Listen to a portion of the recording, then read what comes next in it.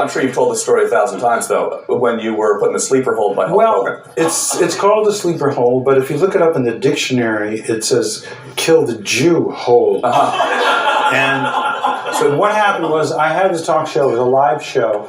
It was 1985, and my staff came in one day and said, WrestleMania is happening, which, you know, I didn't even know what the fuck it was. And, I mean, I kind of knew what it was. And they said, Hulk Hogan and Mr. T are in town, and their people called, and they want to do the show live. And I said, you know, big fucking deal. They said, no, this will be great for ratings. I said, okay, book them on the show. So we book Hulk Hogan and Mr. T. The day before the show, you'll appreciate this, Mr. T's people, this woman calls up and says, Mr. T won't do the show unless there's 50 handicapped children in the audience. 50 handicapped children in the audience. Okay. He won't do the show. And this is the day before the show. All right. And I said, all right, okay. Call my staff in. And I love saying that, staff. You know, like two fucking people come in this shitty little office, my staff. I said, we need to get 50 kids here, you know. And I said, I don't care. Just go to some school with a bus, get Hot Properties T-shirts, you know, drug the kids, just get them here. Yeah. So somehow we, you know, called the school, and we got the kids with the T-shirts, you know. So we called back.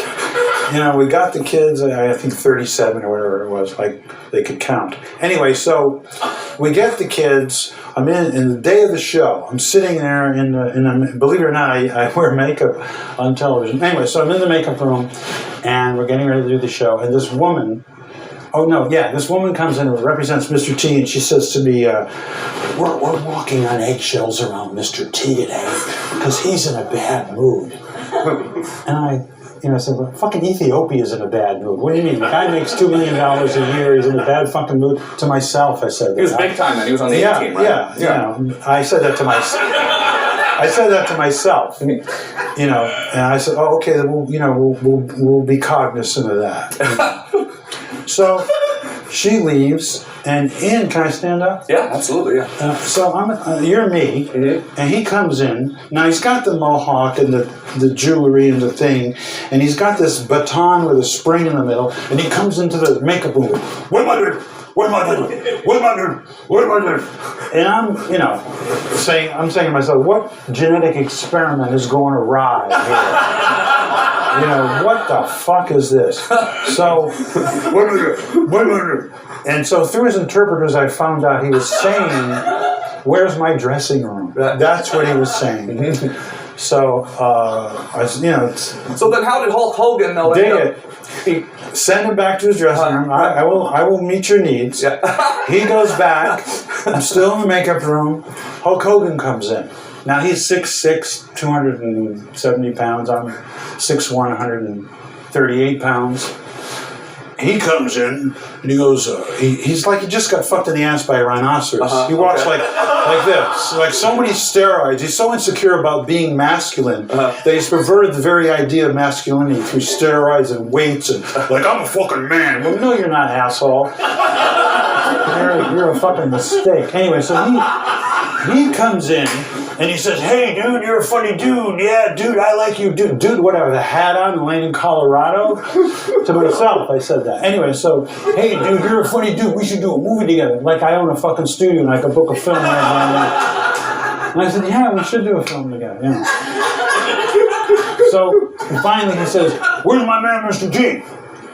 I said, he's back there. So, you know, Rhino Ass Burns goes back to his... So, dig it. Hulk Hogan's real name is Terry Bollea. Okay. Mr. T's name is Lawrence Tiro. So Larry and Terry were back in the dressing room.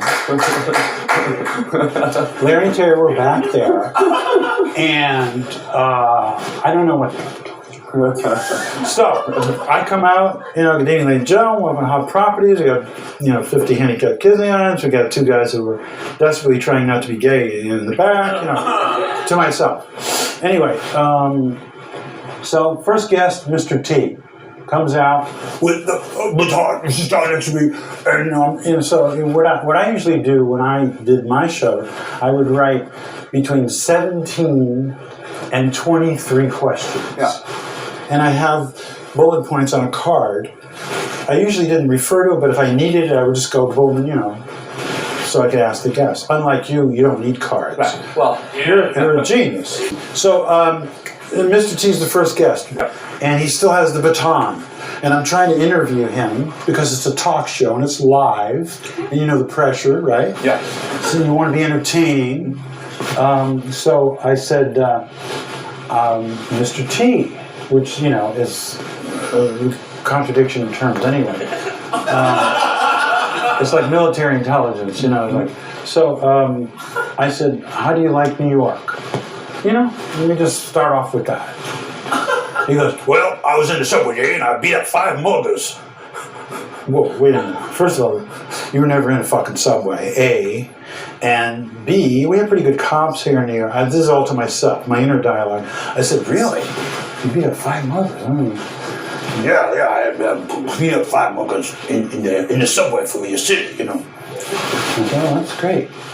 Could you further, can you more conjecture on what happened? Could you further elaborate? Conjecture? I don't know that word. I'm from the street.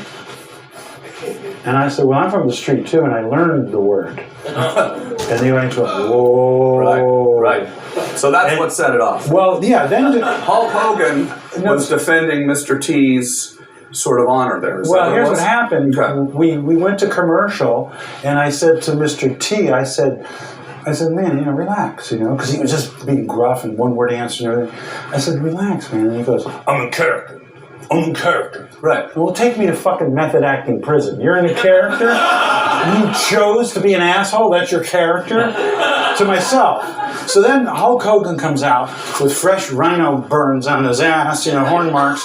Hey, what's going on here? I saw you talking about my mystery. What's going on down here? It's like he was singing scat. He could have been a job. I didn't understand a fucking word he was saying. He was like, what you do to my man, Mr. T here?